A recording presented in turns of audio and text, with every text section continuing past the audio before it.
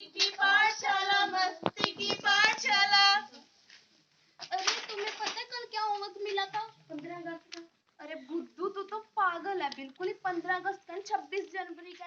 Good morning ma'am. Good morning बच्चों, बैठ जाओ सभी। कैसे हो आप सब? अच्छे मैम। चलो अटेंडेंस लगाते हैं। Jaskaran Singh, present ma'am. Harman, present ma'am. Jashan, present ma'am. Gurveer, present ma'am. Gurtej. Present ma'am. वाह भाई, आज तो सारे बच्चे आए हैं, अटेंडेंस भी फुल है। मैंने कल काम दिया था, किया है सबने? Yes ma'am. क्यों नहीं किया जशन, आपने क्यों नहीं किया? मैम मैं गया हुआ था। कहाँ पे गए थे? मैं घूमने। अच्छा बैठ जाओ। गुरवीर आपने? मैम मैंने किया था लेकिन मैं कॉपी घर भूल गई। आप भी घर पे रह जाना था। आपने किया? ठीक है। हरमन आपने? भूल गया। अच्छा जसकरण आपने? Yes ma'am. देखो ये क्लास का टॉपर स्टूडेंट है, सभी काम करता है, सीखो इससे कुछ। किया तुमने? Yes ma'am. अच्छा बैठ जाओ। क्या दिया था भला मैंने जशन, आप बताओ। मैं 15 अगस्त। 15 अगस्त पे थोड़ी ना दिया था, 26 जनवरी पे दिया था। जसकरण आप बताओ, आपने किया? Yes ma'am. क्या लिखा है 26 जनवरी पे आपने? मैम 26 जनवरी को संविधान लागू हुआ था। जी हाँ दोस्तों, 26 जनवरी के दिन हमारे देश का संविधान लागू हुआ था।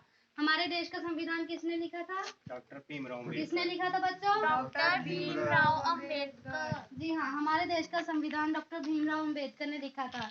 यही नहीं बल्कि हमारे देश का संविधान पूरे विश्व का सबसे बड़ा संविधान है।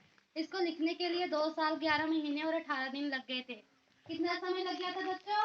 2 साल 11 महीने 18 दिन। मैम मेरे पापा ने कहा है देश ने हमारे लिए क्या किया? हाँ मैम क्या किया? खामोश। हमारे देश ने हमारे लिए बहुत कुछ किया है।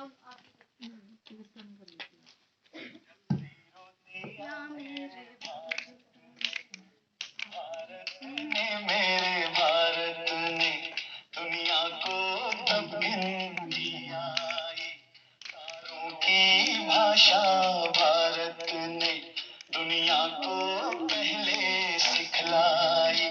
देखा न दशमलव भारत तो यूं चांद पे जाना मुश्किल था। धरती और चांद की दूरी का अंदाजा लगाना मुश्किल था। सभ्यता जहाँ पहले आई, सभ्यता जहाँ पहले आई, पहले जन्मी है जहाँ पे कला।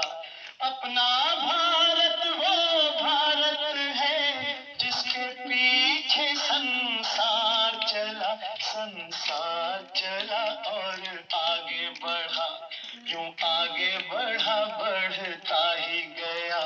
भगवान करे ये और बढ़े, बढ़ता ही रहे और फूले फले। आपको पता चला अब हमारे देश ने हमारे लिए क्या किया है? मैं आपसे चलो बैठ जाओ। अब मैं आपसे पूछती हूँ, आपने अपने देश के लिए क्या किया है? गुरवीर आपने क्या किया? आप बड़े होकर क्या बनोगे? मैम अभी तो मैंने सोचा ही नहीं। फिर कब सोचोगे आप? आपने क्या बनना है? मैम मैं नेता बनूंगा। नेता बनकर कोई अच्छा काम करना। ठीक है। जसकरण आप क्या बनोगे? मैम मैं बड़ा होकर सैनिक बनूंगा और देश की रक्षा करूंगा। केवल सैनिक बनकर ही देश की सेवा नहीं की जा सकती, अन्य कारणों से भी देश की सेवा की जा सकती है। हम आपको इस नाटक के राह दिखाएंगे देश की सेवा कैसे की जा सकती है।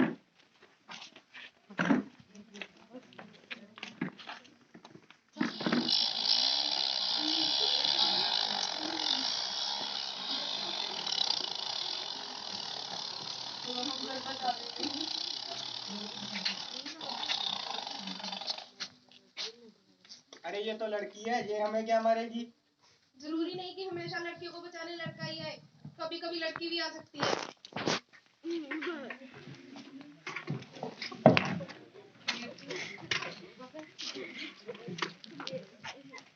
थैंक यू दीदी, आपने हमें बचाया। तुम्हें अपनी रक्षा खुद करनी चाहिए, हमेशा तुम्हें कोई ना कोई बचाने नहीं आएगा। ठीक है दीदी, आगे से करेंगे। जी हाँ दोस्तों, हमें हमारे देश की लड़कियों का सम्मान करना चाहिए और महिलाओं को इज्जत देनी चाहिए। हमें उनको इज्जत इसलिए देनी चाहिए क्योंकि वह भी हमारी माँ, बहन और बेटी के जैसे होते हैं। कोई भी पिता अपने बच्चे को जन्म देने से इसलिए घबराता है क्योंकि वो सोचता है कहीं उसकी बेटी बड़ी होकर किसी खौफनाक हादसे का शिकार ना हो जाए। इसलिए हमें उनको इज्जत देनी चाहिए और उनके कर्तव्यों के लिए तत्पर करना भी हमारा नैतिक कर्तव्य है। इसलिए बेटी बचाओ बेटी पढ़ाओ।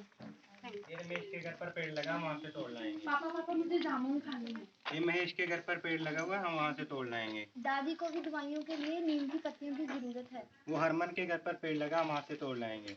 हम हमेशा दूसरों के घर से ही क्यों तोड़ने जाते हैं? बेटा ये धर्म होता है, क्योंकि जो पड़ोसी होता है ना वही दूसरे पड़ोसी की सहायता करता है, उसे ही धर्म कहते हैं। ये कैसा धर्म हुआ? हमारे घर तो कोई कुछ मांगने ही नहीं आता। हमारे घर में क्यों नहीं एक पेड़ ला ले, दूसरों के मांगने जाते हैं। हम कैसे सहायता करेंगे? जब तुम्हारे पापा ने घर की कंस्ट्रक्शन करवानी थी तो कोई ओपन स्पेस छोड़ी ही नहीं पेड़ लगाने को, हम कैसे सहायता करें? गीता में लिखा है, कर्म करो फल अवश्य मिलेगा। तुम्हारे जैसे बेटे का क्या फायदा जो कर्म तो करना चाहता नहीं लेकिन फल पाना चाहता है। किसी ने कहा है, बोए पेड़ भूल के तो आम कहाँ से आए। चलो अब पेड़ लगाएं।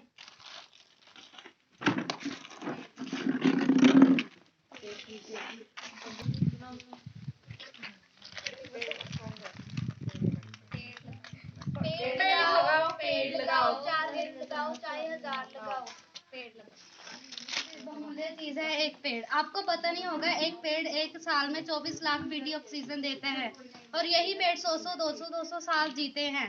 पर हम इन बहुमूल्य पेड़ों को काट कैसे सकते हैं? अगर हमें किसी मजबूरी के कारण एक पेड़ काटना भी पड़े तो उसकी जगह हमें 5 पेड़ लगाने चाहिए।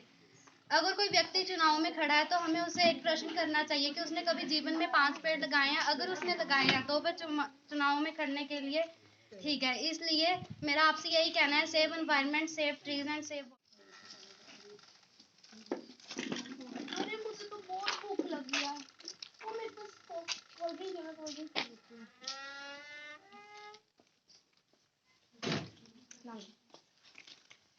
डस्टबिन कहाँ पर है? अरे वो रहा। छी छी, कितनी गंदगी है। आजकल के लोगों को कुछ समझ में ही नहीं आता कि स्वच्छ भारत भी कुछ है। लगता है मुझे उठाना पड़ेगा। Oh my God.